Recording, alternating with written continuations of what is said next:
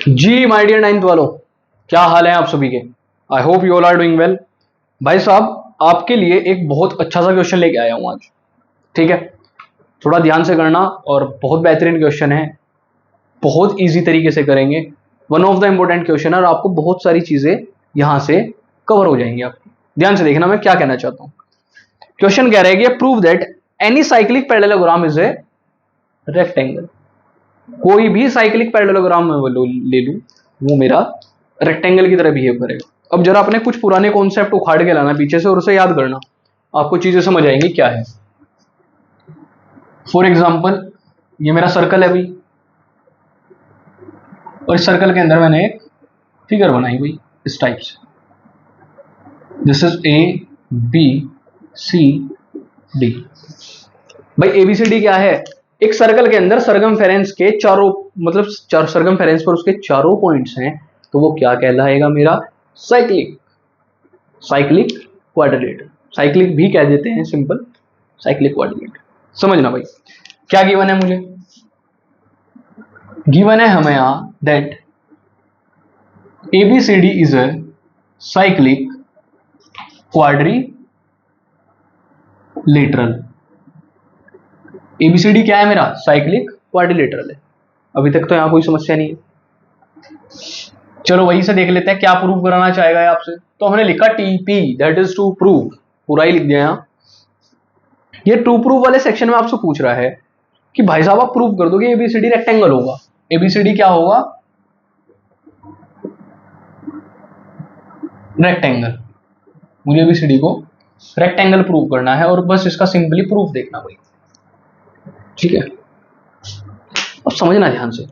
जब मैंने आपको बहुत बारीकी से पैरेललोग्राम कराया तब आपको एक चीज समझाई थी कि भाई हमेशा याद रखना, अगर किसी साइक्लिक पैरेललोग्राम के अंदर, समझना भाई, साइक्लिक पैरेललोग्राम दे रखा है मुझे, किसी भी पैरेललोग्राम का ए टू जेड, आप अगर एक एंगल 90 प्रूव कर दो किसी भी पैरेललोग्राम का, बस समझना।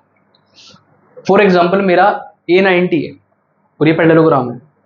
अगर मेरा A90 आ गया तो क्या मेरा C ऑटोमेटिकली 90 हो जाएगा? क्यों? क्योंकि opposite angles of a parallelogram are always equal. ऐसा है तो भैया A से B भी मेरा 90 आ जाएगा को इंटीरियर एंगल्स की मदद से। इसकी वजह से ये भी मेरा 90 आ जाएगा, तो बाकी के सारे मेरे ऑटोमेटिकली 90 हो जाते हैं। इसी वजह से कहा जाता है, स्टेटमेंट पर ध्यान देना, if one of the angle of any parallelogram is 90 degree, if one of the angle of any parallelogram is right angle, then it will be a rectangle. Statement हमने सुन ली, आपने देख ली। अब हम आपको बताते हैं इसका प्रूफ क्या है भाई। ध्यान से समझना। सिंस, पता नहीं यार ये आपको विजिबल होगा या नहीं, विजिबल है मेरे हिसाब से। सिंस, चलो कोई नहीं, अब लेक्चर कर देता हूं भाई। ABCD is a parallelogram. ये पैरेललोग्राम का साइन है भाई, पैरेलल लाइंस और GM। देन क्या मैं कह सकता हूं यहां से कि angle A will be equals to angle C। आप साइड में लिख देना opposite angles of a parallelogram are equal. बताओ भाई, यहां तो कोई दिक्कत है क्या? बोलो जी। Opposite angles of a parallelogram are equal. कोई समस्या यहां तक? चलो, ऑल्सो भाई इसके हिसाब से angle A plus angle C, इनका सम 180 आना चाहिए। कहोगे सर ये कब हुआ? अरे भैया ये जब इसके अंदर आ गया था ना, साइक्लिक बन गया था, तो साइक्लिक पैरेललोग्राम की पहली प्रॉपर्टी तो यही है कि वो साइक्लिक तब होगा जब अपोजिट एंगल्स का सम 180 होगा। तो भाई आप लिख दोगे यहां, since ABCD is cyclic. ABCD क्या है? साइक्लिक है। अब चीज आई समझ?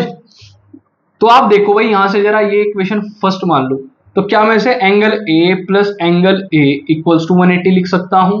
आप कह दोगे यहां कहां से लिखी? From first. तो अगर ऐसा है तो आप कहोगे sir this is twice of angle A equals to 180 degree. मैं भी कह दूंगा भाई बिल्कुल ऐसा है। तो आप यहां से कह दोगे sir angle A is 90 degree. Angle A कितना आ गया मेरा? 90 डिग्री। और बस अब आपको एक स्टेटमेंट लिखनी है, जो भूली भाली से स्टेटमेंट में आपको लिखवाता हूं, दैट इफ, समझना भाई, इफ, सॉरी भाई इफ नहीं आएगा इसमें, since one of the angle of parallelogram is right angle then it is a rectangle. Since one of the angle of parallelogram is a right angle, तो मैं कह दूंगा hence ABCD is a rectangle। क्या कह दोगे आप, ABCD क्या है, रेक्टेंगल। ABCD क्या है, रेक्टेंगल। ABCD क्या है, रेक्टेंगल। इस चीज को दिमाग में बिठा लो, इसका प्रूफ बेहद ही आसान है, बस आपको इसे देख के घबराना नहीं है भाई, बस क्वेश्चन कर देना है बिना डरे। बताओ भाई, यहां तक किसी प्रकार की कोई दिक्कत, इसे नोट करो आप।